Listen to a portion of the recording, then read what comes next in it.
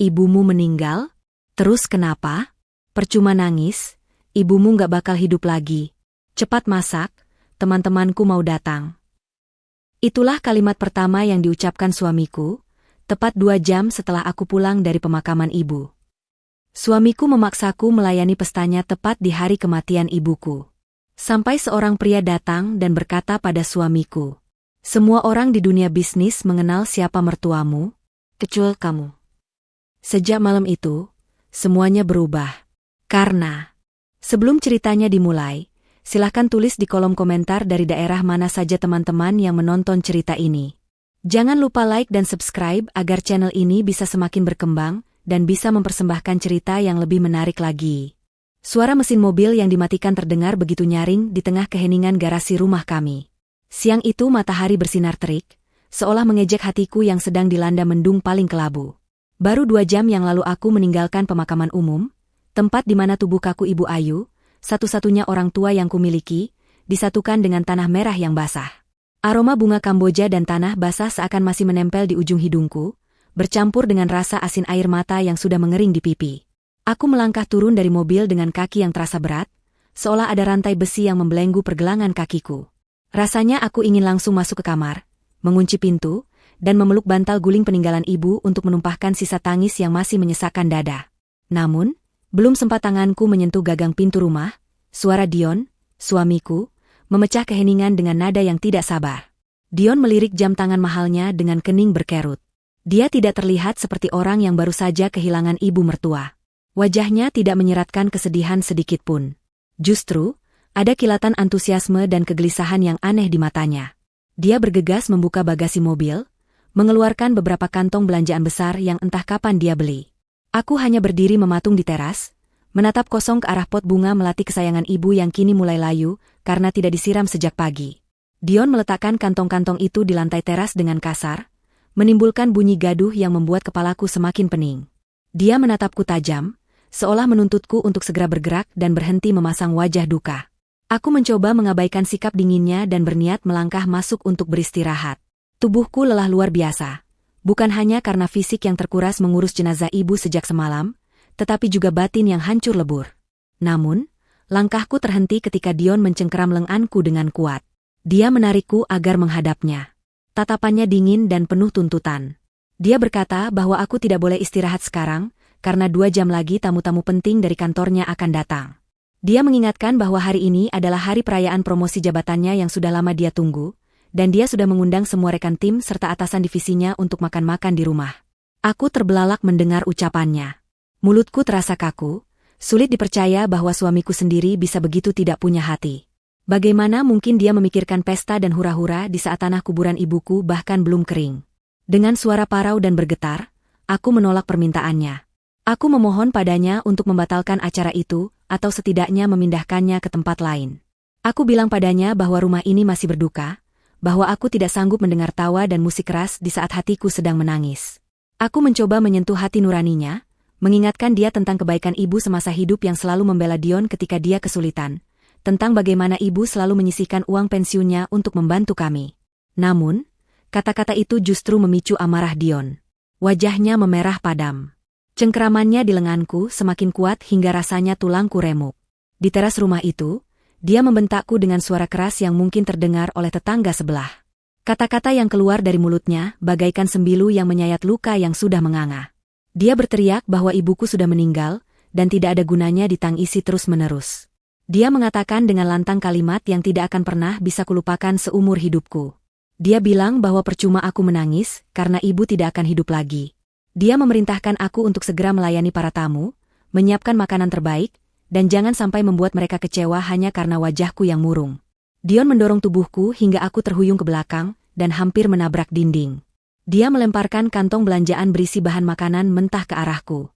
Isinya berhamburan sedikit keluar. Ada daging ayam, sayuran, bumbu dapur, dan aneka minuman botol. Dia memberiku ultimatum bahwa dalam 2 jam, seluruh rumah harus bersih dari suasana duka, meja makan harus penuh dengan hidangan lezat, dan aku harus tampil rapi untuk menyambut tamu-tamunya. Setelah mengatakan itu, dia melenggang masuk ke kamar mandi sambil bersiul, meninggalkan aku yang terduduk lemas di lantai teras dengan air mata yang kembali deras mengalir. Aku memunguti bahan makanan itu satu persatu dengan tangan gemetar. Rasanya ingin sekali aku lari dari rumah ini, pergi sejauh mungkin. Tapi wasiat terakhir ibu terngiang di telingaku. Ibu selalu berpesan agar aku menjadi istri yang patuh dan menjaga keutuhan rumah tangga. Ibu selalu percaya bahwa Dion adalah lelaki baik yang mungkin hanya sedang hilaf. Demi menghormati ingatan ibu, aku memaksakan diriku untuk berdiri. Aku membawa semua belanjaan itu ke dapur. Dapur ini adalah tempat favorit ibu.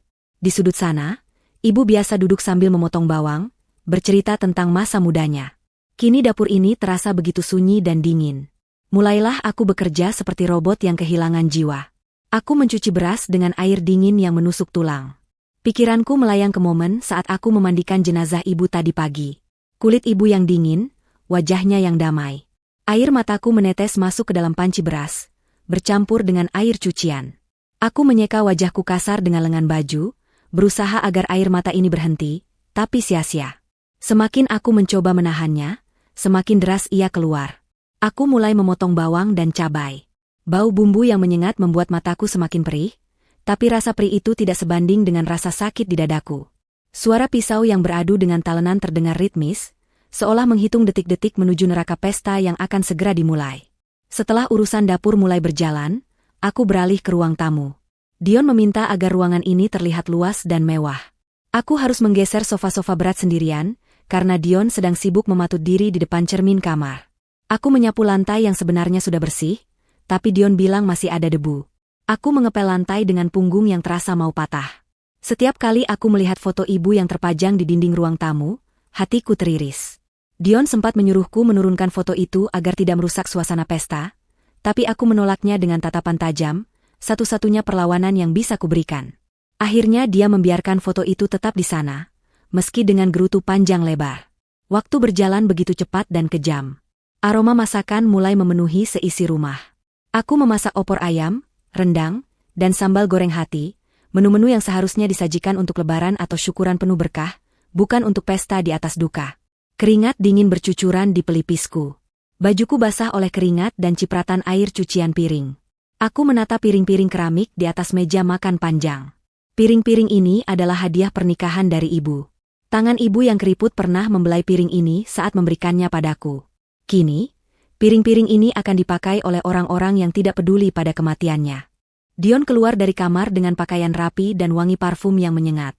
Dia terlihat gagah dan penuh percaya diri. Dia menginspeksi pekerjaanku layaknya seorang mandor kejam. Dia mencicipi sedikit kuah opor, lalu mengangguk sekilas tanpa mengucapkan terima kasih. Dia justru mengomentari penampilanku yang masih berantakan. Dia membentakku lagi, menyuruhku segera mandi dan ganti baju. Dia tidak mau teman-temannya melihat istrinya seperti pembantu yang lusuh. Dia menekankan bahwa aku harus tersenyum, harus ramah, dan harus melayani apapun permintaan tamunya. Dia tidak mau mendengar satupun keluhan atau melihat satu tetes air mata saat tamu datang. Aku menyeret langkahku ke kamar mandi. Di bawah guyuran air shower, aku menangis sejadi-jadinya. Suara air menyamarkan isak tangisku yang pilu. Aku menggosok tubuhku kuat-kuat, seolah ingin menghilangkan jejak kesedihan yang melekat. Namun, kesedihan itu bukan di kulit, melainkan di dalam darah dan napasku. Setelah mandi, aku mengenakan pakaian sederhana yang sopan. Aku tidak memakai riasan wajah, karena tidak ada bedak yang bisa menutupi bengkak di mataku. Aku memandang pantulan diriku di cermin. Wajah itu pucat, mata itu redup dan dikelilingi lingkaran hitam. Itulah wajah seorang anak yang kehilangan ibunya, wajah yang dipaksa untuk memakai topeng kebahagiaan demi ego suaminya. Saat aku keluar dari kamar, Dion sudah berdiri di dekat pintu depan. Dia menatapku sinis, berkomentar bahwa wajahku masih terlihat menyedihkan, tapi dia tidak punya waktu lagi untuk menyuruhku berdandan. Tepat saat itu, bel pintu berbunyi. Jantungku berdegup kencang, bukan karena gembira, tapi karena cemas. Tamu pertama telah datang.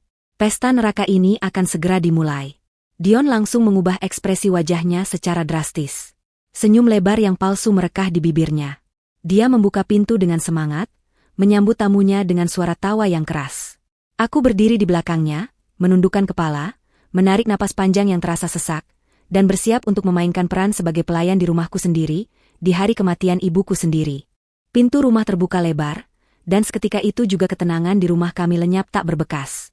Rombongan teman-teman kantor Dion masuk dengan riuh rendah, membawa serta aroma parfum yang bermacam-macam dan suara tawa yang memekakan telinga. Mereka masuk tanpa permisi, sepatu-sepatu mereka menghentak lantai yang baru saja kupel dengan susah payah. Tidak ada satupun dari mereka yang mengucapkan bela sungkawa. Mungkin Dion memang tidak memberitahu mereka. Atau mungkin bagi mereka, kematian seorang ibu tua bukanlah hal yang penting untuk merusak suasana pesta. Mereka langsung menyebar ke ruang tamu dan ruang tengah, mengagumi perabotan rumah dan memuji keberhasilan Dion yang baru saja naik jabatan. Aku berdiri di sudut ruangan, memegang nampan berisi gelas-gelas minuman sirup jeruk dingin yang sudah kusiapkan. Dion dengan sigap memperkenalkan aku kepada mereka, bukan sebagai istri yang sedang berduka, melainkan sebagai nyonya rumah yang siap melayani. Beberapa dari mereka mengangguk sopan, tapi tatapan mereka kosong, hanya sekilas melihatku lalu kembali asyik mengobrol dengan Dion. Dion terlihat sangat menikmati momen itu. Dia menjadi pusat perhatian, menceritakan lelucon-lelucon garing yang disambut tawa berlebihan oleh bawahan-bawahannya. Setiap kali gelak tawa mereka meledak, hatiku terasa seperti ditusuk jarum. Tawa mereka terdengar sangat kontras dengan suasana hatiku yang hancur. Rasanya seperti ada pesta topeng di tengah kuburan. Tugas pertamaku dimulai. Dion memberi kode dengan matanya agar aku segera mengedarkan minuman. Aku melangkah pelan, menyodorkan nampan ke setiap tamu. Tanganku gemetar menahan berat nampan dan juga menahan emosi.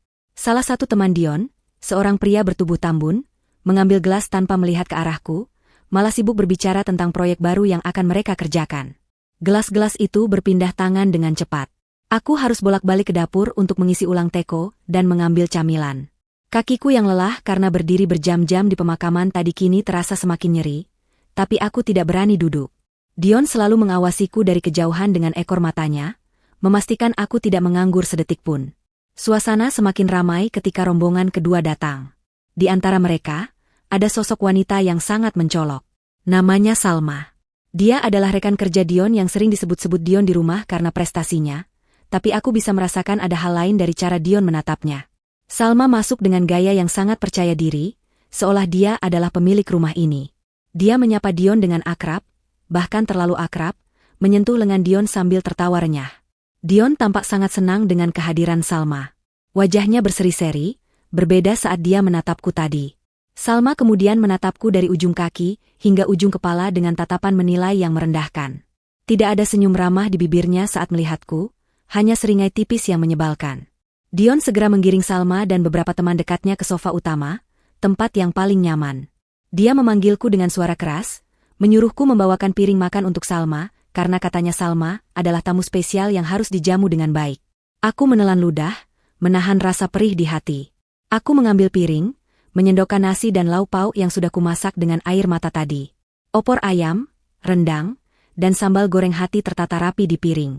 Aku membawanya ke hadapan Salma dengan sopan. Salma menerimanya tanpa mengucapkan terima kasih. Dia hanya melirik sinis dan mulai makan sambil terus berbincang dengan Dion, mengabaikan keberadaanku yang masih berdiri menunggu instruksi selanjutnya. Insiden itu terjadi begitu cepat. Saat aku hendak berbalik menuju dapur untuk mengambil tisu, tiba-tiba terdengar bunyi piring jatuh yang sangat keras. Prang! Suara pecahan keramik beradu dengan lantai, membuat seluruh ruangan hening seketika. Semua mata tertuju ke arah sofa utama. Aku menoleh dan melihat piring yang tadi kuberikan pada Salma sudah pecah berantakan di lantai. Nasi dan kuah opor yang berminyak mengotori karpet kesayangan ibu. Salma berdiri dengan wajah kaget yang dibuat-buat, lalu menatapku dengan tatapan menuduh. Dia berteriak dengan nada tinggi, mengatakan bahwa aku menaruh piring itu tidak benar sehingga tersenggol tangannya. Padahal, aku yakin sekali aku sudah memberikannya dengan benar ke tangannya. Dion langsung bereaksi. Bukannya bertanya apa yang terjadi atau mengkhawatirkan pecahan piring yang mungkin melukai kaki, dia malah membentakku di depan semua orang. Dia memarahiku dengan kata-kata kasar, menyebutku ceroboh dan tidak becus melayani tamu. Wajahku panas, malu dan sakit hati bercampur menjadi satu. Air mata yang sudah kutahan sekuat tenaga kembali mendesak keluar. Aku ingin membela diri, mengatakan bahwa Salma yang menjatuhkannya, tapi tatapan mata Dion yang nyalang membuat nyaliku ciut. Aku tahu jika aku membantah, dia akan semakin marah dan mempermalukanku lebih parah lagi. Salma, di sisi lain, memasang wajah seolah-olah dia adalah korban, sambil mengibaskan kakinya yang terkena sedikit cipratan kuah, mengeluh bahwa sepatunya kotor. Dengan sisa harga diri yang ada, aku berlutut di lantai. Aku memunguti pecahan piring tajam itu satu persatu dengan tangan kosong. Beberapa tamu melihatku dengan tatapan kasihan, Tapi tidak ada yang berani bergerak membantu, karena takut menyinggung Dion yang sedang marah. Salma masih terus mengeluh tentang sepatunya sambil menyuruhku membersihkan noda di karpet dengan cepat agar tidak bau. Aku mengambil kain lap, menunduk di dekat kaki Salma, menggosok noda kuah opor itu sambil menahan isak tangis agar tidak terdengar. Rasanya derajatku diinjak-injak begitu rendah. Di rumah ibuku sendiri, di hari kematian ibuku, aku diperlakukan lebih rendah daripada pelayan oleh suamiku dan teman wanitanya. Setelah lantai bersih, Dion menyuruhku ke dapur dan tidak keluar dulu sampai emosinya reda. Aku berjalan ke dapur dengan langkah gontai, membawa pecahan piring yang menjadi saksi bisu kehancuranku hari ini. Di dapur, aku bersandar pada wastafel, membiarkan air keran mengalir deras untuk menyamarkan suara tangisku yang akhirnya pecah. Aku menangis sejadi-jadinya, memanggil nama ibu dalam hati. Ibu, lihatlah anakmu, rintihku. Kenapa ibu pergi secepat ini? Aku tidak kuat, Bu. Rasa lelah fisik dan mental membuat kepalaku berputar. Namun, belum sempat aku menenangkan diri, Dion sudah muncul di pintu dapur. Dia tidak datang untuk minta maaf. Dia datang untuk menyuruhku memotong buah, karena tamu-tamu ingin pencuci mulut.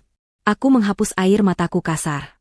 Dengan tangan yang masih gemetar sisa menangis, aku mengupas buah-buahan. Dion kembali ke ruang tamu, dan tak lama kemudian, suara tawa kembali membahana. Musik diputar lebih kencang. Mereka seolah lupa insiden tadi, atau memang tidak peduli. Mereka makan, minum, dan bersenda gurau di atas penderitaanku. Waktu menunjukkan pukul 4 sore. Langit di luar mulai meredup, seiring dengan redupnya harapanku akan adanya sedikit saja empati dari suamiku. Aku membawa piring buah ke ruang tamu, meletakkannya di meja dengan kepala tertunduk, berusaha menghindari tatapan mata Salma yang penuh kemenangan. Tiba-tiba, di tengah hiruk-pikuk pesta yang menyesakan itu, terdengar suara mesin mobil yang sangat halus berhenti tepat di depan pagar rumah. Bukan suara mobil biasa, melainkan suara mesin mobil mewah yang berwibawa. Beberapa tamu yang duduk di dekat jendela melongo keluar dan seketika terdiam. Mereka berbisik-bisik, wajah mereka berubah tegang. Dion yang sedang tertawa lepas sambil memegang gelas sirup langsung terdiam ketika melihat siapa yang turun dari mobil itu. Sebuah mobil sedan hitam mengkilap, jenis mobil yang hanya dimiliki oleh para petinggi perusahaan besar. Seorang sopir berseragam turun dan membukakan pintu penumpang belakang dengan takzim. Suasana pesta yang tadinya riuh mendadak senyap, seolah ada tombol bisu yang ditekan. Musik dimatikan oleh salah satu teman Dion yang panik. Semua orang berdiri dari duduknya dengan sikap hormat yang canggung. Dari pintu depan yang terbuka, masuklah sosok pria parubaya dengan setelan jas rapi dan aura kepemimpinan yang sangat kuat. Itu adalah Pak Malik, pemilik perusahaan tempat Dion bekerja, sang big boss yang sangat disegani. Dion pucat pasi. Dia tidak pernah menyangka atasan tertingginya akan datang ke rumah sederhananya. Apalagi dia merasa tidak mengundangnya karena merasa tidak selevel. Pak Malik melangkah masuk dengan wajah datar, matanya menyapu seisi ruangan yang penuh sesak dan berantakan oleh sisa pesta, lalu tatapannya berhenti tepat di mataku yang bengkak dan merah. Keheningan yang melanda ruang tamu kami terasa begitu mencekam, berbanding terbalik dengan kebisingan pesta yang baru saja terjadi beberapa detik lalu. Sosok Pak Malik berdiri di ambang pintu, memancarkan aura wibawa yang membuat nyali siapapun menciut. Beliau mengenakan setelan jas abu-abu gelap yang terlihat sangat mahal, kontras dengan kemeja-kemeja batik atau kasual yang dikenakan oleh teman-teman Dion. Rambutnya yang mulai memutih tertata rapi, dan tatapan matanya tajam menyapu seluruh ruangan, seolah sedang melakukan inspeksi mendadak di kantor cabang yang bermasalah. Tidak ada senyum di wajahnya. Hanya garis rahang yang tegas dan ekspresi datar yang sulit ditebak. Dion, yang tadinya berdiri tegak dengan dagu terangkat sombong, kini tubuhnya terlihat menyusut. Wajahnya yang tadi merah padam karena marah pada saya atau tertawa lepas bersama teman-temannya, kini berubah pucat pasi seperti kertas. Keringat dingin mulai bermunculan di dahinya, dan tangannya yang memegang gelas gemetar hebat, hingga isinya sedikit tumpah. Dion buru-buru meletakkan gelasnya di meja terdekat dengan gerakan canggung, nyaris menjatuhkannya. Dia merapikan kerah kemejanya dengan gugup, berusaha mengumpulkan sisa-sisa kepercayaan dirinya yang hancur berantakan. Dengan langkah tergesa-gesa dan sedikit terhuyung, Dion berjalan mendekati Pak Malik. Dia membungkuk sedikit, sebuah gestur hormat yang berlebihan dan terasa menjilat. Suaranya terdengar pecah saat dia menyapa atasan tertingginya itu. Dion berkata betapa terkejut dan terhormatnya dia atas kedatangan Pak Malik ke gubuk sederhananya. Dia meminta maaf karena tidak mengirimkan undangan resmi, karena dia merasa acara ini hanyalah syukuran kecil-kecilan bersama tim divisi, dan dia tidak berani mengganggu waktu berharga Pak Malik. Dion terus meracau, kata-kata manis meluncur dari mulutnya tanpa henti, berusaha menutupi kepanikan yang melanda dirinya. Dia mempersilakan Pak Malik masuk lebih dalam, menawarkan kursi sofa paling empuk yang tadi diduduki Salma. Namun, Pak Malik tidak segera merespon sambutan hangat Dion. Beliau hanya mengangguk pelan, sangat pelan, tanpa memutus kontak matanya yang sedang mengamati sekeliling. Pak Malik melangkah masuk perlahan, sepatunya yang mengkilap berbunyi ritmis di lantai keramik. Para tamu lain, teman-teman kantor Dion, otomatis membelah diri memberikan jalan, berdiri kaku seperti patung, takut melakukan kesalahan sekecil apapun di depan pemilik perusahaan tempat mereka menggantungkan nasib. Salma, yang tadi duduk bak ratu di sofa utama, langsung berdiri dengan sigap. Dia merapikan rambut dan bajunya, memasang senyum paling manis yang dia miliki, berharap bisa menarik perhatian sang bos besar. Salma bahkan sempat menyikut lengan Dion pelan, memberi kode agar Dion memperkenalkannya kepada Pak Malik. Namun, Pak Malik seolah tidak melihat keberadaan mereka. Tatapannya justru tertuju pada dekorasi pesta yang norak, piring-piring kotor yang berserakan, dan sisa makanan yang belum sempat dibereskan. Dion semakin panik melihat respons dingin Pak Malik. Dia berusaha mencairkan suasana dengan menawarkan minuman dan makanan. Dia berteriak memanggil namaku, tapi kali ini suaranya tidak sekasar tadi, melainkan dibuat-buat menjadi lembut namun penuh tekanan. Dia memintaku untuk segera membawakan minuman hangat untuk Pak Malik, mungkin teh atau kopi terbaik yang kami punya. Aku yang sedari tadi berdiri mematung di sudut ruangan dekat pintu dapur, tersentak kaget. Jantungku berdegup kencang. Aku merasa sangat malu. Penampilanku saat ini jauh dari kata pantas untuk menyambut tamu sekelas Pak Malik. Bajuku sedikit basah karena cipratan air cucian piring, mataku bengkak parah, dan wajahku kusam tanpa riasan. Aku ingin sekali sembunyi, lari ke kamar belakang dan tidak keluar sampai semua orang pergi. Tapi perintah Dion adalah hukum di rumah ini, apalagi di depan bosnya. Dengan langkah berat, aku berjalan menuju dapur untuk menyiapkan teh. Tanganku gemetar saat memegang cangkir keramik terbaik yang tersisa di lemari. Pikiranku berkecamuk. Mengapa Pak Malik datang ke sini? Dion bilang dia tidak mengundangnya. Apakah ini kebetulan? Atau ada urusan pekerjaan mendesak? Saat aku menuangkan air panas, aku bisa mendengar suara Dion dari ruang tamu yang masih berusaha menjelaskan tentang pesta ini. Dion berbohong. Dia mengatakan bahwa pesta ini diadakan atas permintaan teman-temannya yang ingin merayakan keberhasilannya, dan dia tidak enak menolak. Dia berusaha membangun citra sebagai pemimpin tim yang loyal dan dicintai bawahan. Aku tersenyum miris mendengar bualannya. Air mata kembali menetes ke dalam cangkir teh. Cepat-cepat aku menghapusnya. Aku tidak boleh menangis di depan tamu kehormatan. Aku menarik napas panjang, mencoba menenangkan gemuruh di dada, lalu membawa nampan berisi secangkir teh hangat itu kembali ke ruang tamu. Saat aku kembali ke ruang tamu, suasana masih hening dan tegang. Pak Malik belum duduk. Beliau masih berdiri di tengah ruangan, menolak tawaran Dion untuk duduk di sofa. Dion terlihat semakin salah tingkah, keringatnya kini bercucuran deras membasahi kerah kemejanya. Salma berdiri di samping Dion, mencoba ikut tersenyum ramah, tapi senyumnya terlihat kaku karena diabaikan. Ketika aku melangkah mendekat dengan nampan di tangan, tiba-tiba Pak Malik menoleh ke arahku. Gerakannya tajam dan terfokus.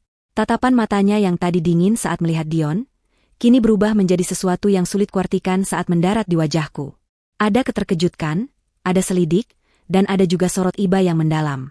Langkahku terhenti seketika, terpaku oleh intensitas tatapan pria parubaya itu. Jarak kami hanya tinggal beberapa meter. Dion yang menyadari Pak Malik sedang menatapku, buru-buru menyela. Dia melangkah menghalangi pandangan Pak Malik ke arahku, seolah-olah dia malu mengakui keberadaanku. Dion berkata dengan nada merendahkan bahwa aku hanyalah istrinya yang sedang membantu melayani tamu, dan meminta maaf jika penampilan istrinya kurang berkenan di mata Pak Malik. Dion bahkan menambahkan alasan bodoh bahwa aku sedang kurang enak badan, sehingga wajahku terlihat pucat dan tidak segar. Dia mencoba mengalihkan perhatian Pak Malik kembali ke dirinya, berbicara tentang target penjualan bulan depan yang sudah dia lampaui. Namun, upaya Dion sia-sia belaka. Pak Malik sama sekali tidak mendengarkan ocehan Dion tentang angka penjualan atau strategi pemasaran. Pak Malik mengangkat tangannya sedikit, memberi isyarat tegas agar Dion diam. Mulut Dion langsung terkatup rapat, kalimatnya terputus di tengah jalan.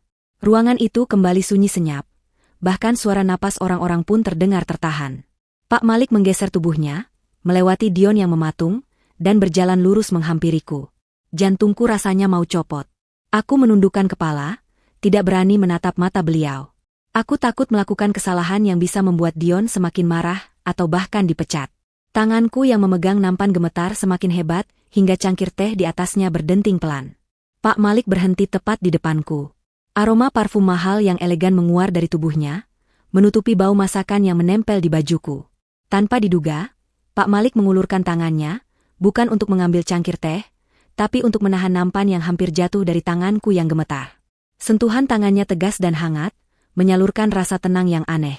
Beliau mengambil alih nampan itu dariku dan meletakkannya sendiri di meja terdekat. Sebuah tindakan yang membuat semua orang di ruangan itu terbelalak kaget. Seorang CEO besar melayani tuan rumah? Dion hampir tersedak ludahnya sendiri melihat pemandangan itu. Salma menatap dengan mulut sedikit terbuka. Pak Malik kemudian kembali menatapku lekat-lekat. Dia tidak memedulikan tatapan bingung para tamunya. Suaranya terdengar berat dan dalam ketika dia akhirnya mengucapkan satu kalimat tanya yang sederhana namun menohok tepat ke jantung pertahanan emosiku. "Kenapa kamu menangis, Nak?" Tanyanya lembut namun penuh wibawa. Pertanyaan itu, yang diucapkan dengan nada kepedulian tulus seorang ayah, meruntuhkan tembok pertahananku yang sudah retak sejak pagi. Pertanyaan Pak Malik menggantung di udara, berat dan menuntut jawaban. "Kenapa kamu menangis?" Kalimat itu bergema di telingaku, mengaduk-aduk emosi yang sudah kutekan sekuat tenaga demi menjaga nama baik suamiku. Aku menggigit bibir bawahku kuat-kuat, berusaha menahan isak yang siap meledak. Mataku terasa panas, pandanganku kabur oleh genangan air mata. Bagaimana aku harus menjawab? Jika aku jujur, Dion pasti akan murka. Jika aku berbohong, hatiku yang akan semakin hancur. Aku melirik sekilas ke arah Dion. Suamiku itu menatapku dengan mata melotot. Sebuah ancaman tersirat yang jelas, jangan bicara macam-macam. Wajahnya tegang, rahangnya mengeras. Dia memberi kode dengan gelengan kepala samar, menyuruhku untuk diam atau mencari alasan lain. Melihat aku yang hanya diam membisu sambil menunduk, Dion yang tidak sabar akhirnya menyambar pembicaraan. Dia tertawa kecil, tawa yang terdengar sangat sumbang dan dipaksakan. Dia melangkah maju mendekati Pak Malik, berusaha menepuk bahu bosnya itu tapi mengurungkan niatnya di detik terakhir. Dion berkata dengan nada meremehkan, "Ah, maafkan istri saya, Pak Malik. Dia memang begitu, agak cengeng dan terlalu sensitif. Biasalah, perasaan wanita suka tidak menentu. Mungkin dia terharu karena Bapak datang ke sini, atau mungkin dia hanya lelah karena seharian memasak. Tidak ada apa-apa kok, Pak. Jangan dipikirkan." Dion mencoba mengerdilkan perasaanku, mengubah kesedihanku menjadi lelucon atau kelemahan wanita yang wajar di matanya. Dia ingin menutup rapat fakta bahwa dia sedang berpesta di atas duka istrinya sendiri. Namun, Pak Malik tidak semudah itu dikelabui. Beliau tidak ikut tertawa. Wajahnya justru semakin serius. Beliau perlahan memutar tubuhnya menghadap Dion. Tatapannya tajam setajam mata elang yang sedang mengincar mangsa. "Dion," panggil Pak Malik dengan suara rendah namun menggelegar di keheningan ruangan. "Saya tidak bertanya padamu. Saya bertanya pada istrimu." Kalimat itu singkat, padat, dan mematikan. Dion langsung terdiam seribu bahasa, wajahnya merah padam karena malu ditegur di depan bawahan-bawahannya. Salma yang berdiri di dekat Dion ikut menunduk, pura-pura sibuk membetulkan letak jam tangannya, tidak berani mengangkat wajah. Keadaan berbalik, kini Dion yang terlihat kecil dan tidak berdaya. Pak Malik kembali menoleh padaku, ekspresinya melunak, memberikan ruang aman bagiku untuk bicara. "Jawablah, Nak, jangan takut. Katakan yang sebenarnya." Kata-kata Pak Malik seolah memberiku kekuatan baru. Kekuatan yang entah datang dari mana, mungkin dari arwah ibu yang tidak terima anaknya diperlakukan semena-mena. Aku mengangkat wajahku perlahan. Aku melihat wajah Dion yang penuh ketakutan dan kemarahan, tapi kali ini, rasa takutku padanya kalah oleh rasa sakit di hatiku. Aku teringat wajah damai ibu di liang lahat tadi siang. Aku teringat betapa ibu selalu ingin aku bahagia. Dan sekarang, aku diperlakukan seperti budak di rumah peninggalan ibu. Sudah cukup. Aku tidak bisa lagi menutupi kebusukan ini. Dengan suara bergetar yang semakin lama semakin tegas, aku mulai membuka mulut. "Maafkan saya, Pak Malik, jika penampilan saya mengganggu Bapak," ucapku mengawali, suaraku parau. "Saya menangis bukan karena saya cengeng, dan bukan karena saya terharu. Saya menangis karena hati saya hancur, Pak." Aku berhenti sejenak untuk menarik napas, dadaku sesak luar biasa. Semua orang menatapku. Tamu-tamu yang tadi asyik makan kini meletakkan piring mereka. Suasana menjadi sangat hening sampai suara detak jam dinding pun terdengar. 2 jam yang lalu, baru 2 jam yang lalu, saya pulang dari pemakaman ibu saya. Ibu kandung saya meninggal dunia kemarin sore, dan jenazahnya baru saja disatukan dengan tanah siang ini. Pengakuan itu meluncur keluar bagaikan bom waktu yang meledak. Sontak, terdengar suara tarikan napas kaget dari beberapa tamu. Mereka saling pandang dengan wajah horor. Beberapa dari mereka menutup mulut dengan tangan, menyadari betapa kejamnya situasi yang sedang mereka rayakan. Mereka makan dan tertawa di rumah duka, di hari pemakaman. Rasa bersalah mulai merayapi wajah-wajah teman kantor Dion. Mereka merasa tertipu karena Dion tidak memberitahu mereka tentang kematian ibuku. Salma terlihat paling gelisah, dia mundur perlahan, mencoba menjauh dari pusat perhatian. Wajahnya pucat, menyadari implikasi sosial dari kejadian ini.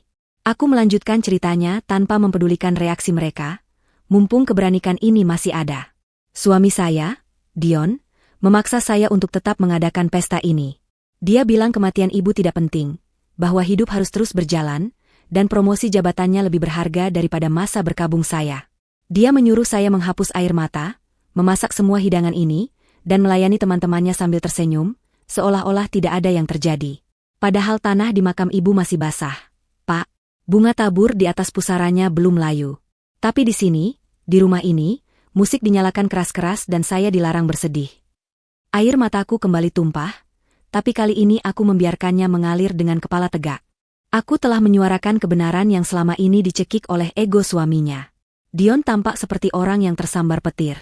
Dia membuka mulut hendak menyangkal, tapi tidak ada suara yang keluar. Dia sadar dia sudah tamat. Semua mata kini tertuju padanya dengan tatapan jijik dan tidak percaya. Teman-teman kantornya yang tadi memujinya kini memandangnya seperti melihat monster. Bagaimana mungkin seorang manusia bisa setegak itu pada istrinya sendiri? Bagaimana mungkin seseorang berpesta tepat setelah menguburkan mertuanya? Reputasi yang dibangun Dion bertahun-tahun hancur dalam hitungan detik. Pak Malik mendengarkan semua ceritaku tanpa berkedip. Wajahnya perlahan berubah. Dari ekspresi datar penuh wibawa, kini muncul kemarahan yang amat sangat. Rahangnya mengeras hingga urat-urat lehernya terlihat menonjol. Tangan kanannya mengepal kuat di sisi tubuhnya. Wajahnya memerah menahan amarah yang meluap. Beliau menatap Dion dengan tatapan yang bisa membunuh. Aura kepemimpinan yang tenang tadi lenyap, berganti dengan aura menakutkan dari seseorang yang melihat ketidakadilan di depan mata kepalanya sendiri. Pak Malik melangkah maju mendekati Dion. Jarak mereka kini sangat dekat. Dion mundur selangkah demi selangkah, hingga punggungnya menabrak dinding. Dia terpojok, tidak bisa lari kemana-mana. Pak Malik menunjuk wajah Dion tepat di depan hidungnya. Suaranya tidak lagi pelan, melainkan menggelegar memenuhi ruangan, membuat kaca-kaca jendela bergetar. Dion, apa benar yang dikatakan istrimu? Kamu merayakan pesta kenaikan jabatan di atas tanah makam mertuamu sendiri? Di hari yang sama saat istrimu kehilangan ibunya? Bentakan itu begitu keras, hingga Salma terlonjak kaget, dan menjatuhkan tas tangannya. Dion gemetar hebat, lututnya lemas. Dia mencoba mencari alasan, gagap dan tidak jelas. Bukan begitu, Pak. Saya cuma ini kan sudah direncanakan lama, saya tidak bermaksud. Alasan-alasan bodoh itu terdengar semakin menyedihkan di telinga semua orang. Dion mencoba meraih tangan Pak Malik untuk memohon pengertian, tapi Pak Malik menepisnya dengan kasar, seolah tangan Dion adalah kotoran yang menjijikan. Diam kamu, bentak Pak Malik lagi. Saya tidak butuh alasan sampahmu.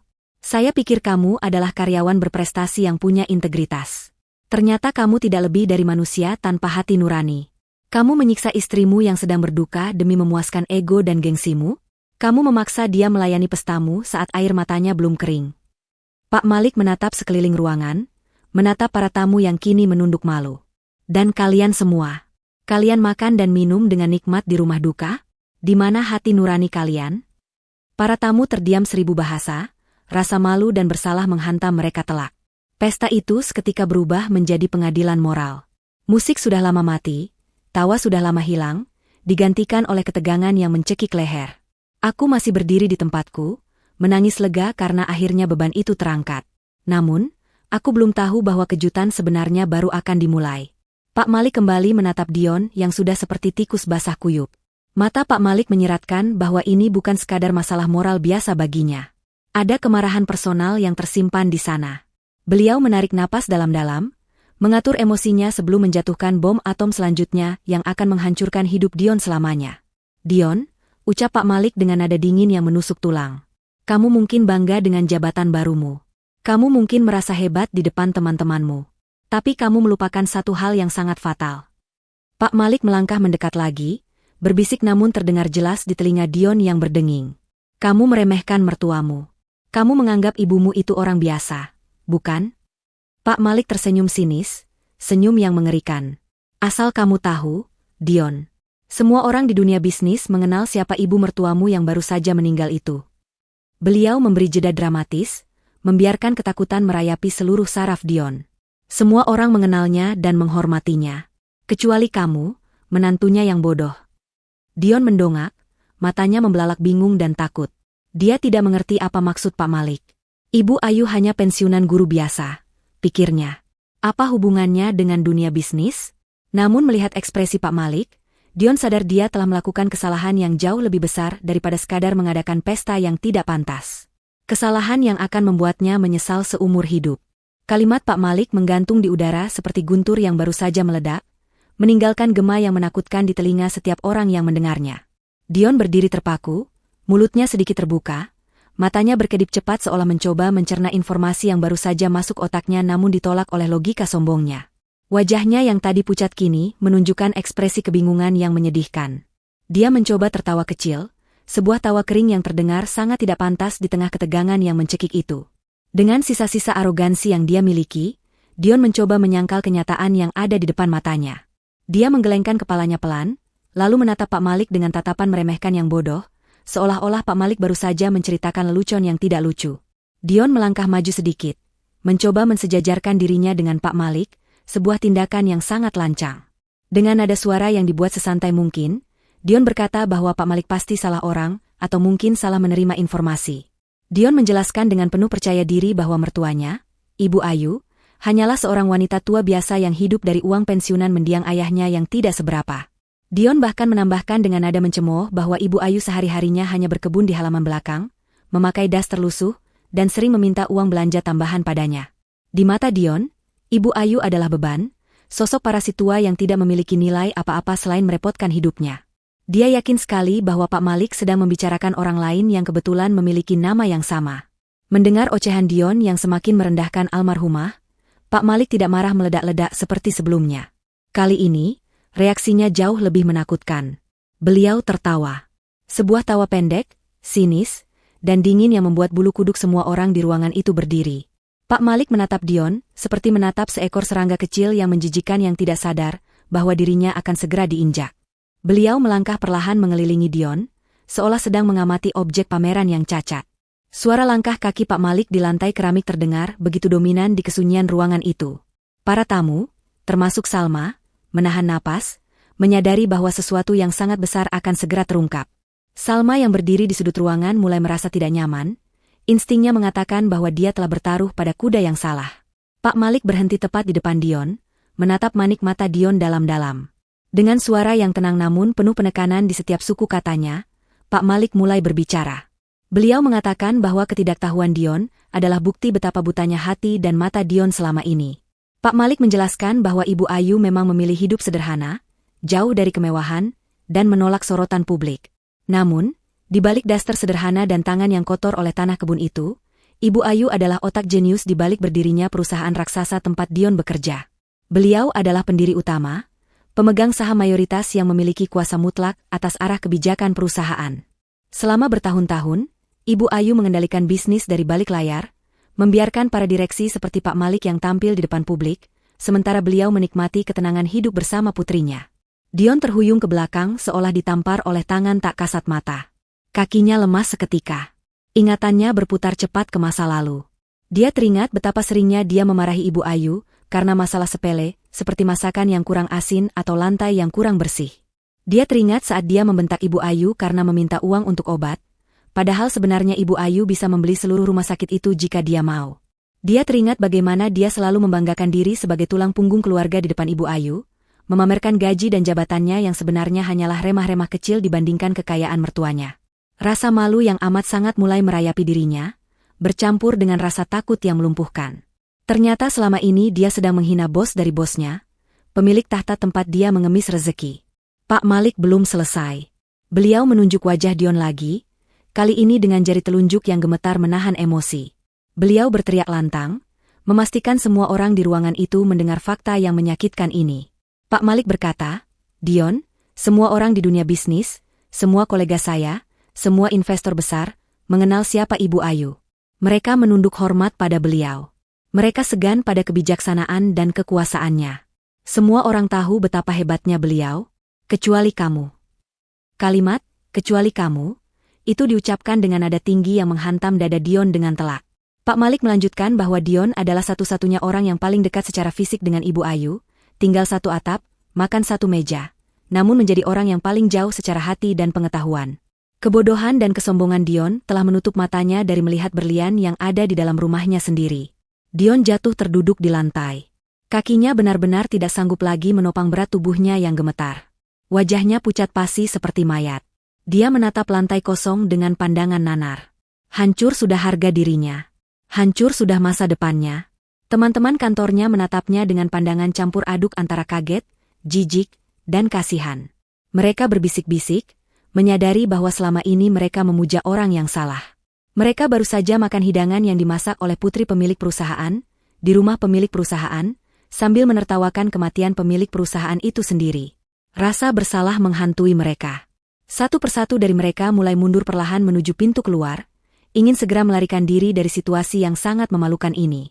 Salma, yang menyadari bahwa Dion bukan lagi aset berharga, melainkan liabilitas yang berbahaya, diam-diam mengambil tasnya dan berusaha menyelinap di antara kerumunan tamu untuk kabur. Namun, drama belum berakhir. Pak Malik melihat gelagat para tamu yang ingin pergi. Beliau mengangkat tangannya, memerintahkan semua orang untuk tetap di tempat. Beliau berkata bahwa belum ada yang boleh meninggalkan ruangan ini sebelum urusan selesai. Pak Malik ingin semua orang menjadi saksi atas apa yang akan terjadi selanjutnya. Beliau ingin menjadikan momen ini sebagai pelajaran moral bagi seluruh karyawannya tentang integritas dan karma. Suasana ruangan kembali mencekam. Tidak ada yang berani membantah perintah Big Boss. Mereka semua berdiri mematung, menundukkan kepala, menunggu hukuman atau setidaknya ceramah panjang. Namun, Pak Malik tidak berniat memberikan ceramah. Beliau berbalik menatapku. Tatapan matanya melembut seketika. Beliau memanggil asisten pribadinya yang menunggu di luar, untuk masuk membawa sebuah tas kerja kulit berwarna hitam. Aku masih berdiri di tempatku, terpaku dalam kebisuan. Air mataku sudah berhenti mengalir, digantikan oleh rasa terkejut yang luar biasa. Selama ini aku tahu ibu punya tabungan, tapi aku tidak pernah menyangka ibu adalah seorang konglomerat. Ibu tidak pernah bercerita. Ibu selalu mengajarkanku hidup hemat, menabung, dan bersyukur. Ternyata, semua itu adalah cara ibu mendidikku agar tidak silau harta. Dan sekarang, aku mengerti kenapa ibu selalu tersenyum sabar saat Dion merendahkannya. Ibu bukan lemah, ibu hanya sedang menonton sandiwara Dion dengan rasa kasihan. Ibu sedang menguji menantunya, dan Dion gagal total dalam ujian itu. Hatiku berdesir nyeri memikirkan betapa kesepiannya ibu menyimpan rahasia ini sendirian demi menjaga keutuhan rumah tanggaku. Asisten Pak Malik, seorang pria muda berkacamata dengan setelan rapi, masuk ke dalam ruangan dengan langkah tegap. Di tangannya tergenggam sebuah tas kulit hitam yang terlihat sangat penting. Dia membungkuk hormat kepada Pak Malik, lalu kepada saya. Ini pertama kalinya ada orang asing yang membungkuk hormat padaku di rumah ini. Biasanya, tamu-tamu Dion hanya menganggapku angin lalu atau pembantu gratisan. Asisten itu meletakkan tas di atas meja kopi yang sudah dibersihkan dari gelas-gelas kotor sisa pesta Dion. Bunyi kunci tas yang dibuka klik terdengar nyaring di keheningan ruangan yang mencekam. Dion, yang masih terduduk lemas di lantai, mengangkat wajahnya sedikit, matanya tertuju pada tas itu dengan sorot ketakutan sekaligus rasa penasaran yang tamak. Mungkin, di sudut hati kecilnya yang busuk, dia masih berharap ada sedikit bagian untuknya. Pak Malik mengambil sebuah amplop coklat besar yang disegel, dengan lilin merah berlogo resmi notaris. Beliau memegang amplop itu dengan hati-hati, seolah benda itu adalah barang pusaka yang sangat berharga. Beliau menjelaskan kepada semua orang yang hadir bahwa kedatangannya hari ini sebenarnya bukan untuk menghadiri pesta bodoh Dion, melainkan untuk melaksanakan amanat terakhir almarhumah Ibu Ayu. Pak Malik bercerita bahwa seminggu sebelum meninggal, Ibu Ayu sudah memanggil notaris dan Pak Malik ke rumah sakit secara rahasia untuk menyusun wasiat ini. Ibu Ayu sudah memiliki firasat bahwa waktunya tidak lama lagi, dan beliau ingin memastikan masa depan putri tunggalnya terjamin. Beliau juga ingin memberikan pengadilan terakhir bagi menantunya. Pak Malik membuka segel amplop itu dengan perlahan. Suara kertas yang dirobek terdengar menyayat hati. Dia mengeluarkan beberapa lembar dokumen tebal. Dion menahan napas, lehernya terlihat menegang. Salma yang tertahan di dekat pintu juga menajamkan telinganya. Sifat materialistisnya membuatnya penasaran dengan jumlah harta yang akan disebutkan. Pak Malik mulai membacakan isi wasiat dengan suara lantang dan jelas. Poin pertama menyebutkan daftar aset Ibu Ayu. Dan daftar itu sangat panjang, membuat siapapun yang mendengarnya akan ternganga. Mulai dari kepemilikan saham mayoritas di perusahaan induk tempat Dion bekerja, beberapa ruko di pusat kota, tanah berhektar-hektar di luar kota, hingga deposito di berbagai bank dengan nilai yang fantastis. Ternyata rumah yang kami tempati ini pun, yang selama ini diklaim Dion sebagai hasil jerih payahnya merenovasi, status tanah dan bangunannya sepenuhnya milik Ibu Ayu. Mendengar daftar kekayaan itu, wajah Dion berubah-ubah ekspresinya. Dari kaget, takjub, hingga kemudian muncul penyesalan yang amat sangat dalam. Dia menjambak rambutnya sendiri dengan frustrasi. Dia baru sadar bahwa selama ini dia tidur di atas tumpukan emas. Tapi dia memperlakukan pemilik emas itu seperti sampah. Jika saja dia bersikap sedikit lebih baik pada Ibu Ayu, jika saja dia merawat ibu dengan tulus, mungkin dia akan menikmati semua kemewahan itu sekarang. Keserakahan di mata Dion terlihat jelas. Dia mulai membayangkan hidup mewah yang melayang begitu saja dari genggamannya. Dia menatapku dengan tatapan memohon, berharap aku bisa meluluhkan hati Pak Malik atau mengubah isi wasiat itu demi dia. Namun, Pak Malik belum sampai pada bagian terpenting. Beliau berdehem keras, menarik kembali perhatian semua orang. Beliau membaca poin krusial yang menjadi inti dari wasiat tersebut. Sebuah klausul khusus yang ditulis sendiri oleh Ibu Ayu dengan pertimbangan matang. Pak Malik membacakan kalimat itu, seluruh aset, saham, properti, dan dana tunai saya wariskan mutlak kepada putri kandung saya, Kinan. Tidak ada satu rupiah pun yang boleh jatuh ke tangan menantu saya, Dion, kecuali jika. Pak Malik berhenti sejenak, membuat jantung Dion berdegup kencang penuh harap. Masih ada kata, kecuali. Masih ada harapan, pikir Dion. Pak Malik melanjutkan dengan nada yang semakin dingin, kecuali jika Dion terbukti telah menjadi suami yang setia, penyayang, dan menghormati saya serta putri saya hingga akhir hayat saya. Namun, jika terbukti Dion menyakiti hati putri saya, menelantarkan saya di masa tua, atau bersikap tidak pantas, maka hak waris ini tertutup rapat baginya selamanya. Segala akses keuangan yang mungkin pernah saya berikan melalui perusahaan akan dicabut seketika. Pak Malik menutup dokumen itu dengan keras. Blak, suaranya menggema. Beliau menatap Dion dengan tatapan mematikan. Dan hari ini, Dion, di depan mata kepala saya sendiri, dan di depan puluhan saksi, kamu telah membuktikan bahwa kamu tidak memenuhi syarat pengecualian itu. Kamu justru melakukan hal yang sebaliknya. Kamu berpesta di atas duka istrimu. Kamu menghina saya dan almarhumah. Maka dengan ini, wasiat Ibu Ayu berlaku mutlak. Kamu tidak mendapatkan apa-apa. 0 besar. Dion meraung. Suara tangisannya bukan tangisan sedih, tapi tangisan kemarahan dan keputusasaan seorang pecundang yang kehilangan segalanya. Dia mencoba bangkit dan menerjang ke arah meja untuk merebut dokumen itu, berteriak bahwa itu tidak adil, bahwa sebagai suami dia berhak atas harta istrinya. Tapi belum sempat dia menyentuh meja, 2 pengawal pribadi Pak Malik yang bertubuh kekar langsung menahan tubuhnya. Mereka memelintir tangan Dion ke belakang, hingga Dion mengerang kesakitan.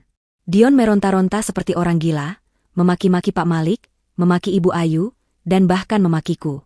Topengnya benar-benar lepas. Sifat aslinya yang kasar dan serakah terlihat jelas di depan semua orang. Aku menatap Dion dengan pandangan kosong.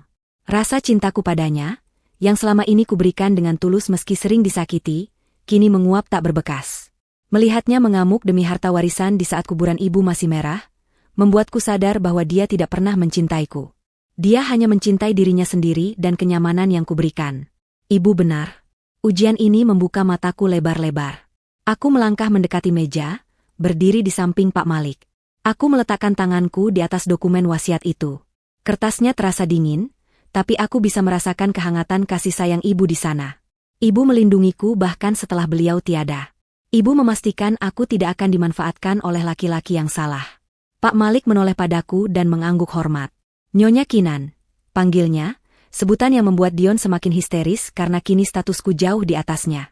Sesuai amanat ibu Anda, mulai detik ini, Anda adalah pemilik sah dari aset-aset tersebut.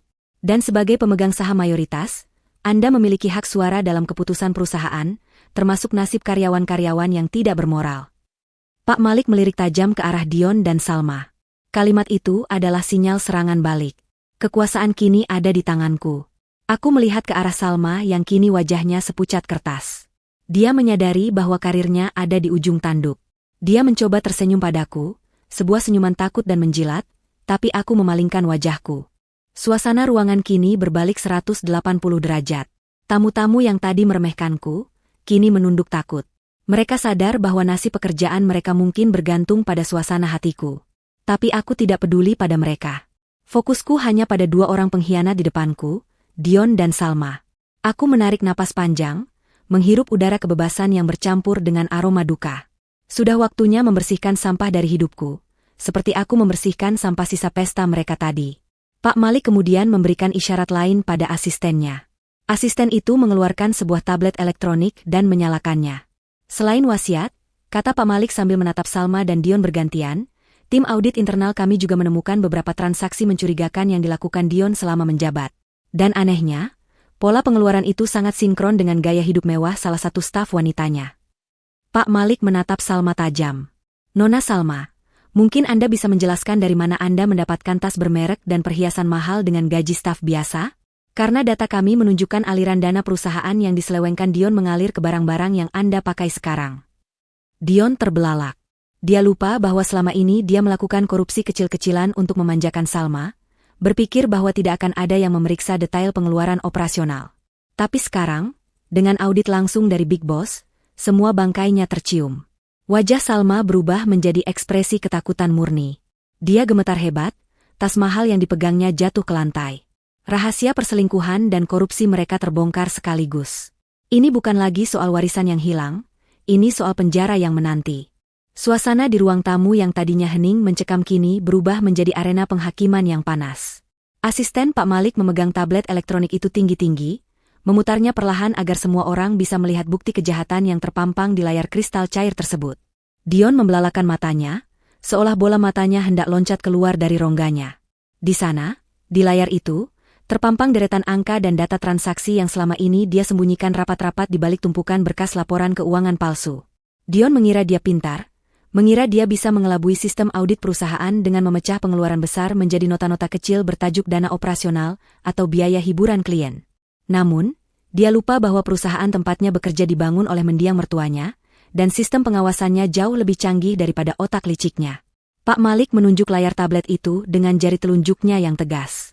Beliau mulai membongkar satu persatu dosa Dion di hadapan istri sahnya dan selingkuhannya. Suara Pak Malik terdengar datar namun tajam, mengiris-iris sisa harga diri Dion. Beliau membacakan sebuah transaksi pembelian tas mewah dari butik ternama sebulan yang lalu. Tanggal transaksi itu bertepatan dengan hari di mana Dion mengaku pada saya bahwa dia harus lembur sampai pagi karena ada audit mendadak. Ternyata, audit yang dia maksud adalah menemani Salma berbelanja barang mewah menggunakan kartu kredit perusahaan. Aku merasakan dadaku sesak, bukan karena cemburu, tapi karena rasa jijik yang luar biasa. Saat aku di rumah menghemat uang belanja demi membayar tagihan listrik, suamiku justru menghamburkan uang perusahaan untuk wanita lain. Salma, yang namanya disebut dalam laporan audit itu, gemetar hebat.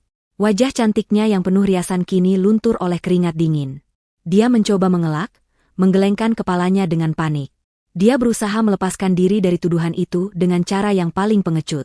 Salma berteriak dengan suara melengking, mengatakan bahwa dia tidak tahu menahu soal sumber uang itu. Dia berdalih bahwa Dion yang memberikannya sebagai hadiah, dan dia pikir itu uang pribadi Dion. Salma mulai menangis, tapi bukan tangisan penyesalan, melainkan tangisan buaya untuk menyelamatkan dirinya sendiri. Dia menuding Dion dengan jari telunjuknya yang berhias kuku palsu, menuduh Dion telah menjebaknya. Dia berkata bahwa Dionlah yang merayunya, Dionlah yang memaksanya menerima barang-barang itu. Mendengar pengkhianatan Salma, Dion murka. Wajahnya merah padam, urat-urat di lehernya menonjol keluar. Dia tidak terima disalahkan sendirian. Hubungan gelap yang mereka banggakan, yang mereka sebut sebagai cinta sejati di belakang punggungku, kini hancur lebur dalam hitungan detik ketika kepentingan pribadi mereka terancam. Dion balik menyerang Salma. Dia berteriak bahwa Salma yang selalu merengek minta dibelikan ini dan itu. Dion membeberkan bahwa Salma mengancam akan memutuskan hubungan jika tidak dibelikan perhiasan baru. Mereka berdua saling mencaci maki, saling membuka aib, dan saling menyalahkan di depan umum. Pemandangan itu sungguh menyedihkan sekaligus memuaskan. Dua orang yang tadinya bersatu untuk menyakitiku, kini saling tikam layaknya anjing liar yang berebut tulang. Para tamu undangan, teman-teman kantor Dion, menyaksikan pertengkaran itu dengan mulut ternganga. Mereka merasa jijik melihat drama murahan itu. Mereka baru sadar betapa bobroknya moral atasan dan rekan kerja mereka. Bisik-bisik mulai terdengar, nada mencemooh mulai berdengung. Reputasi Salma sebagai wanita karir yang elegan hancur seketika, berganti menjadi cap wanita murahan yang gila harta. Reputasi Dion sebagai suami setia dan pemimpin bijaksana pun lenyap tak berbekas, berganti menjadi koruptor dan peselingkuh yang bodoh. Di tengah keributan itu, Pak Malik memberi isyarat agar asistennya memutar sebuah video. Itu adalah rekaman CCTV dari sebuah restoran mewah. Di layar terlihat jelas Dion dan Salma sedang makan malam romantis, tertawa bahagia sambil berpegangan tangan. Tanggal di video itu adalah tanggal ulang tahun pernikahan kami yang ketiga. Hari itu, Dion bilang dia sakit perut dan tidur cepat di kamar. Padahal ternyata dia pergi keluar menemui Salma setelah aku tertidur kelelahan mengurus rumah. Melihat bukti visual itu, hatiku rasanya seperti diremas tangan raksasa. Sakit, perih, namun anehnya, ada rasa lega. Lega karena semua kecurigaanku selama ini terbukti benar. Aku tidak gila, aku tidak paranoid. Insting istriku benar. Mereka memang pengkhianat. Aku melangkah maju mendekati mereka berdua yang sedang bertengkar. Langkahku tenang, namun setiap hentakan kakiku membuat mereka terdiam. Aura wibawa yang mungkin diturunkan dari Ibu Ayu kini mengalir dalam darahku. Aku menatap Salma tepat di matanya. Wanita itu langsung menunduk, tidak berani membalas tatapanku. Dulu dia memandangku rendah karena penampilanku yang sederhana, tapi sekarang, dia terlihat sangat kecil di hadapanku. Aku berbicara dengan suara pelan namun penuh penekanan. Aku berkata pada Salma bahwa aku sudah tahu semuanya sejak lama, tapi aku diam karena menunggu Dion berubah. Namun ternyata, diamku justru membuat mereka semakin menjadi-jadi. Aku menunjuk piring-piring makanan yang berserakan di meja. Makanan yang kumasak dengan air mata, makanan yang tadi sempat dicicipi Salma lalu dilepehnya.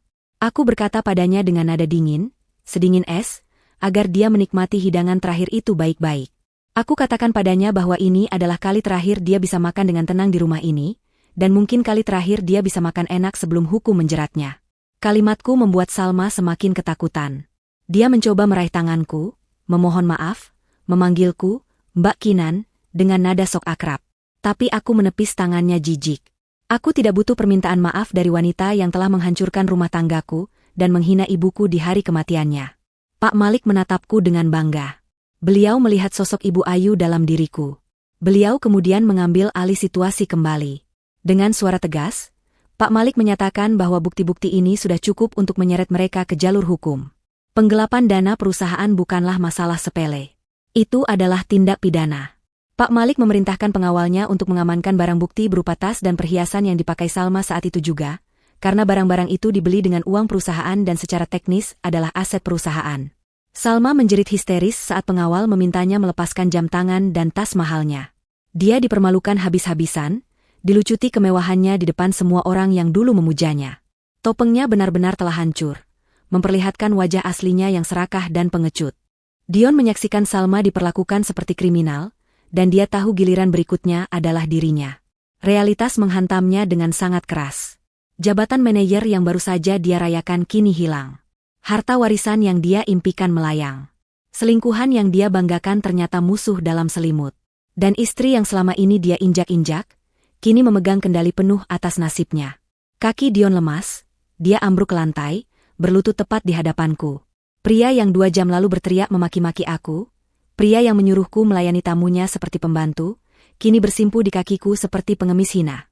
Air mata membanjiri wajah Dion. Ingusnya meleleh, mencampur dengan air mata, membuat wajahnya terlihat sangat menjijikan.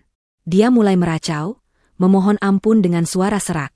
Dia meraih ujung pakaianku, mencoba mencium kakiku. Dia berkata bahwa dia hilaf, bahwa dia sedang stres berat karena tekanan pekerjaan sehingga dia mencari pelarian. Dia berani bersumpah atas nama Tuhan bahwa dia masih mencintaiku. Dia memohon agar aku mengingat masa-masa indah pacaran kami dulu, masa-masa awal pernikahan kami yang manis. Dia memohon demi cinta kami, demi janji suci pernikahan, agar aku mau memaafkannya dan membatalkan tuntutan Pak Malik. Dia bahkan berjanji akan berubah, akan menjadi suami yang baik, akan rajin sholat, akan melakukan apa saja asalkan aku memberinya kesempatan kedua. Mendengar rayuan gombal dan janji manis yang sudah basi itu, perutku terasa mual. Dulu, mungkin aku akan luluh melihat air matanya.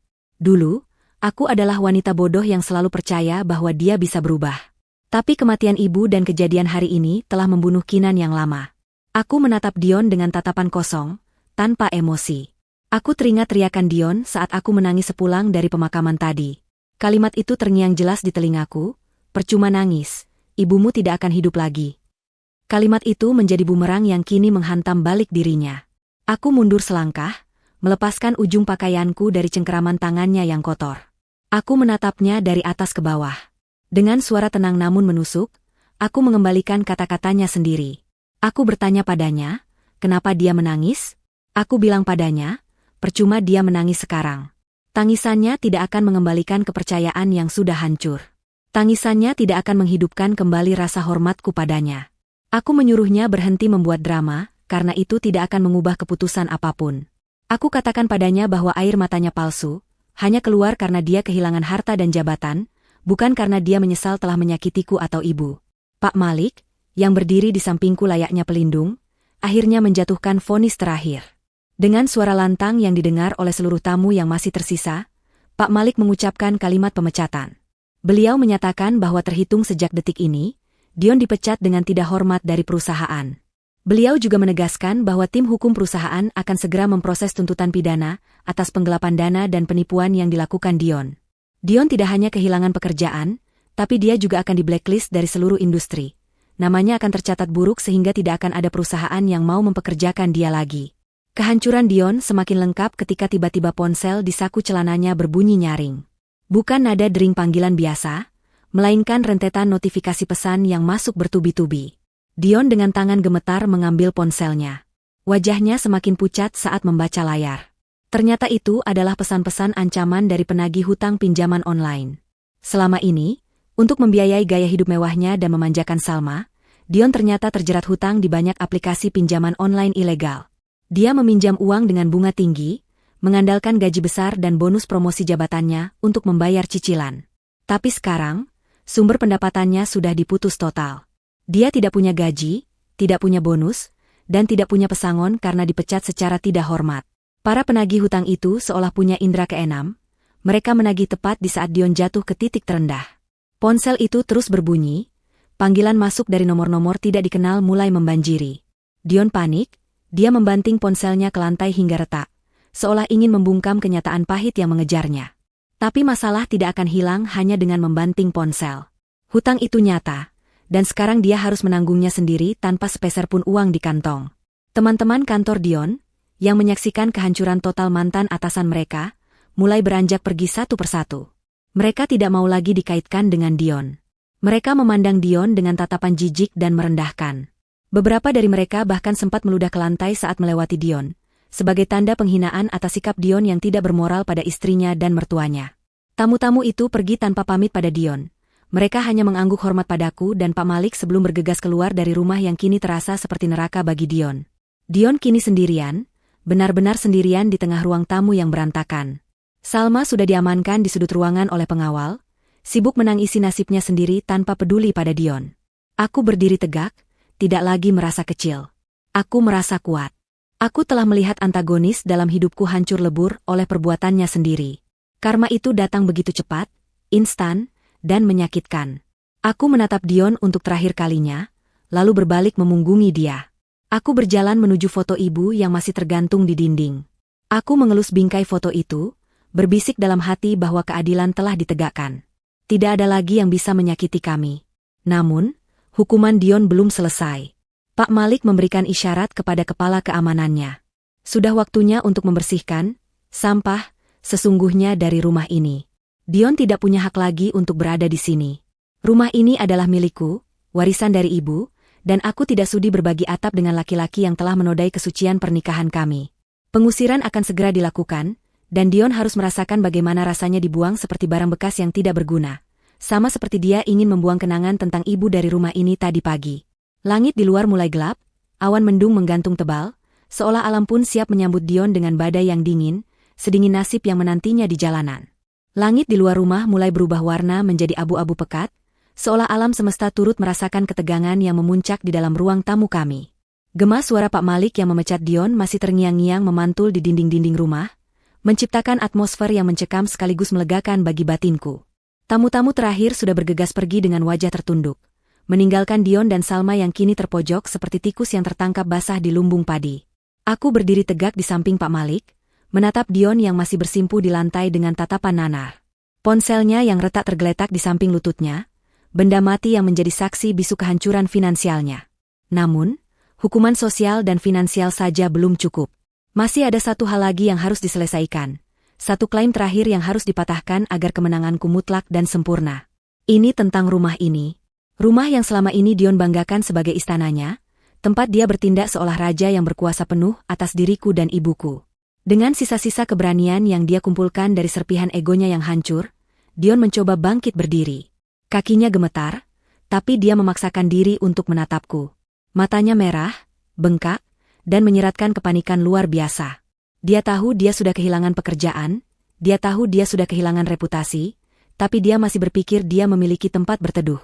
Dengan suara serak yang dipaksakan terdengar tegas, Dion menunjuk ke arah pintu keluar dan berteriak kepadaku. Dia mengusirku. Dia berkata bahwa jika aku memang ingin berpisah dan memihak Pak Malik, maka aku harus angkat kaki dari rumahnya.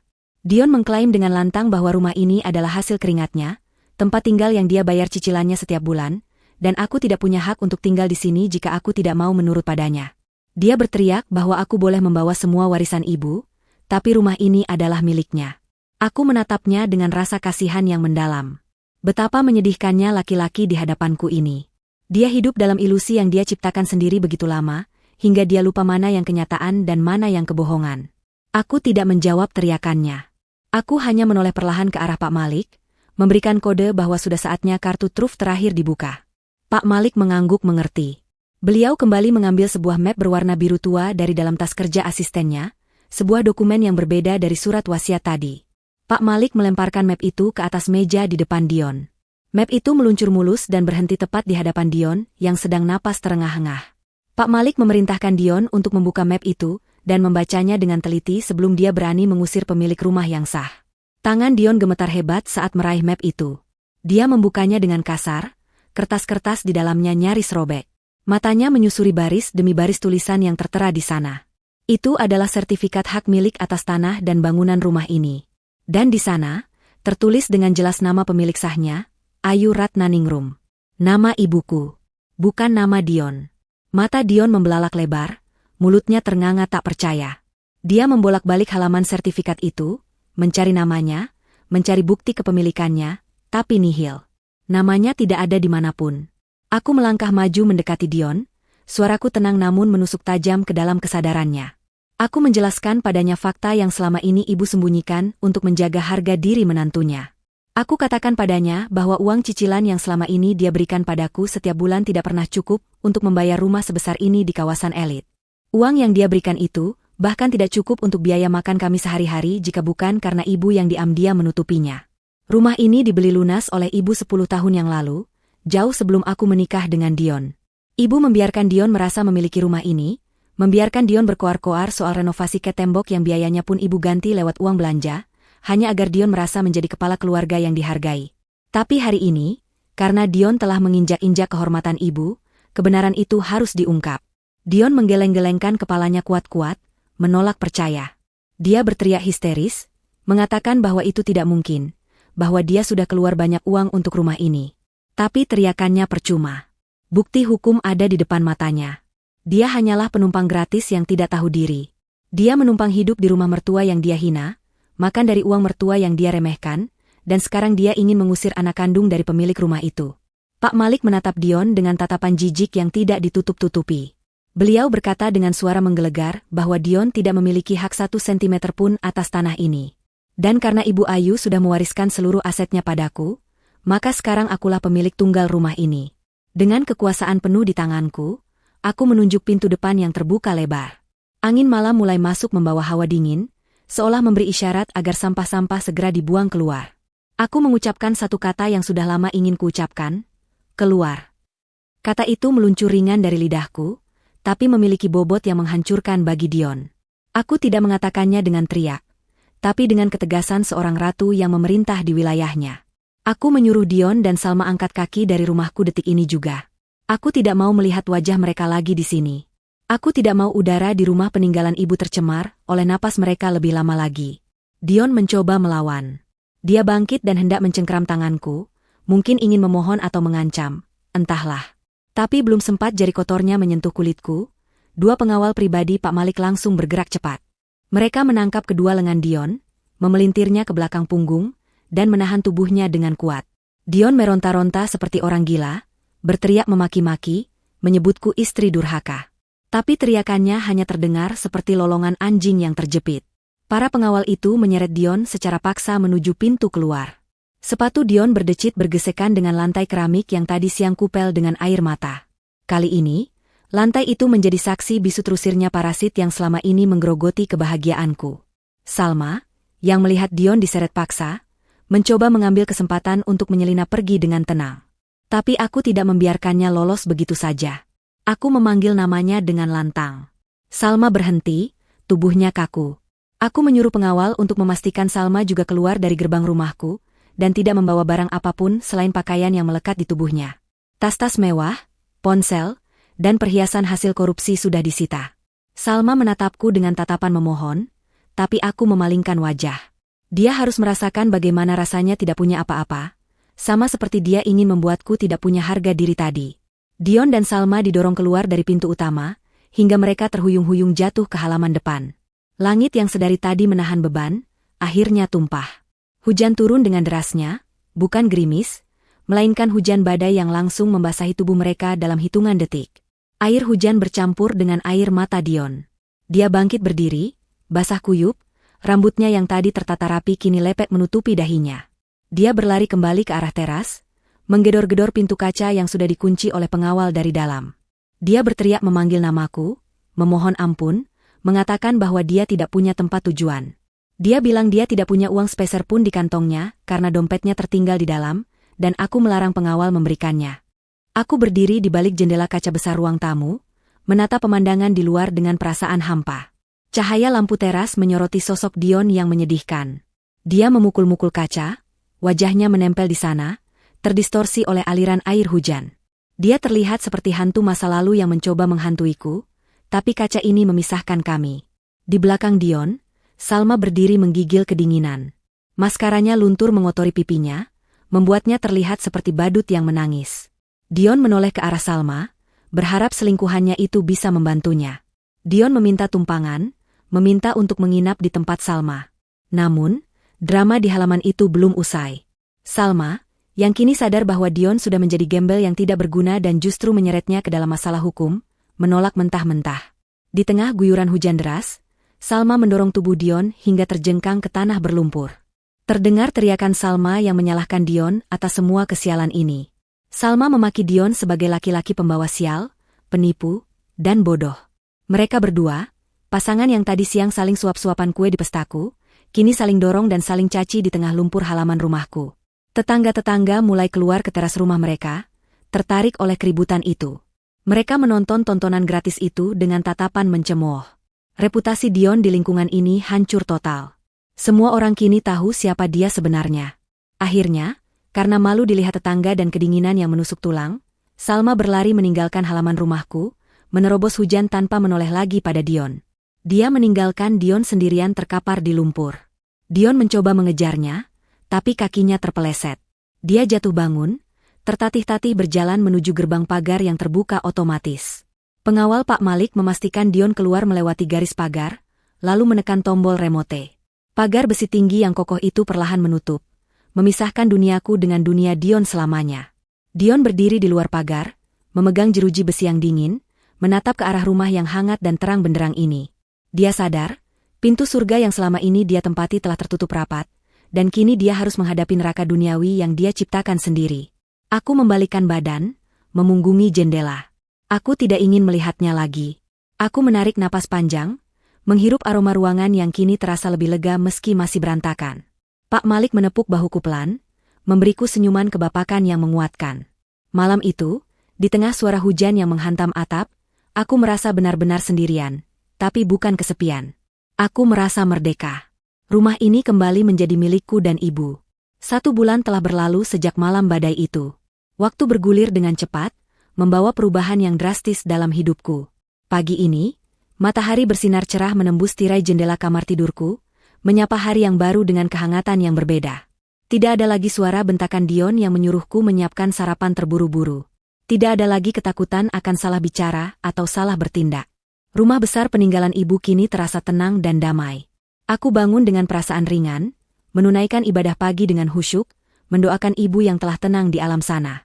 Setelah itu, aku bersiap-siap. Bukan untuk ke dapur atau ke pasar, melainkan untuk pergi ke kantor pusat perusahaan. Aku berdiri di depan cermin besar di kamarku. Penampilanku telah berubah. Wajahku yang dulu kusam dan selalu terlihat lelah karena tekanan batin, kini tampak segar dan bercahaya. Mataku yang dulu sembab karena tangisan, kini memancarkan ketegasan dan kecerdasan. Aku mengenakan pakaian kerja yang profesional dan elegan, tanpa perhiasan berlebihan, namun memancarkan aura wibawa seorang pemimpin. Aku merapikan sedikit kerudungku, memastikan semuanya sempurna. Hari ini adalah hari penting. Rapat umum pemegang saham luar biasa akan diadakan, dan aku, Kinan, akan duduk di kursi yang seharusnya diduduki ibu selama ini. Mobil jemputan kantor sudah menunggu di depan lobi rumah. Sopir pribadi membukakan pintu untukku dengan hormat. Sepanjang perjalanan menuju kawasan bisnis, aku memandangi gedung-gedung pencakar langit Jakarta. Dulu, aku hanya istri seorang karyawan biasa yang tidak tahu apa-apa tentang dunia ini. Sekarang, aku adalah pemilik dari salah satu gedung tertinggi di sana.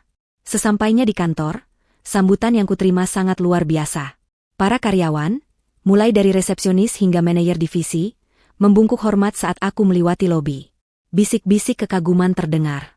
Mereka tahu siapa aku. Mereka tahu akulah putri dari pendiri perusahaan, wanita yang membongkar skandal korupsi manajer lama, dan membawa angin segar perubahan. Aku memasuki ruang rapat direksi. Ruangan itu besar, dingin, dan didominasi oleh meja oval panjang dari kayu mahoni. Di sekeliling meja, duduk para direktur dan komisaris, orang-orang tua yang berpengalaman puluhan tahun. Dulu, membayangkan masuk ruangan ini saja aku tidak berani. Tapi hari ini, aku melangkah masuk dengan kepala tegak. Pak Malik berdiri menyambutku, mempersilakan aku duduk di kursi utama di ujung meja. Kursi yang selama ini kosong, kursi milik ibu. Saat aku duduk, semua orang terdiam menunggu arahanku. Aku membuka rapat dengan suara tenang namun tegas. Aku membahas visi baru perusahaan, kebijakan kesejahteraan karyawan yang lebih adil, dan penghapusan praktik-praktik korup yang sempat merajalela di era manajemen lama. Aku berbicara bukan hanya sebagai pewaris, tapi sebagai seseorang yang mengerti nilai kerja keras dan kejujuran, nilai-nilai yang ditanamkan ibu padaku. Sementara aku memimpin rapat di gedung pencakar langit yang sejuk, nasib yang sangat kontras sedang dijalani oleh Dion. Di sudut kota yang kumuh dan padat, di sebuah kamar kos sempit berukuran 3x3 meter yang lembab, Dion sedang berbaring meringkuk di atas kasur busa tipis yang bau apek. Atap kamarnya bocor, meneteskan air sisa hujan semalam ke lantai yang ubinnya sudah retak-retak. Tidak ada AC, hanya kipas angin kecil yang berdebu dan berbunyi bising. Dion terbangun karena suara gedoran pintu yang kasar. Jantungnya berdegup kencang. Itu bukan tamu, itu penagih hutang. Sejak dipecat dan diusir, hidup Dion hancur total. Namanya masuk daftar hitam industri, tidak ada satupun perusahaan yang mau mempekerjakannya setelah skandal penggelapan dan etika buruknya tersebar luas. Dia mencoba melamar kerja menjadi sopir taksi online, tapi akunnya ditolak karena catatan kriminal yang sedang diproses polisi. Tabungannya nol, kartu kreditnya diblokir. Teman-temannya menjauh seolah dia penyakit menular. Bahkan Salma, wanita yang dulu dia puja, kini menjadi saksi yang memberatkan dirinya di kepolisian demi mendapatkan keringanan hukuman. Dion benar-benar sendirian. Suara gedoran di pintu semakin keras, disertai teriakan-teriakan kasar yang menagih pembayaran. Dion menutup telinganya dengan bantal, gemetar ketakutan. Perutnya perih melilit karena belum makan sejak kemarin siang. Dia hanya makan mie instan mentah karena gas kompor portablenya habis, dan dia tidak punya uang untuk membeli yang baru. Wajahnya yang dulu klimis dan sombong, kini tirus, dipenuhi brewok yang tidak terurus, dan matanya cekung dengan lingkaran hitam yang mengerikan. Dia menatap layar ponsel murahnya yang layarnya retak, melihat berita di media sosial. Di sana, terpampang foto diriku yang sedang meresmikan proyek sosial perusahaan, tersenyum anggun didampingi Pak Malik. Dion menangis, air mata penyesalan yang terlambat jatuh membasahi bantal lusuhnya. Dia teringat kembali pada rumah nyaman, makanan enak, dan istri yang tulus melayaninya. Semua itu dia buang demi kesenangan sesaat, dan kini dia harus membayar harganya dengan penderitaan seumur hidup. Kembali ke kehidupanku.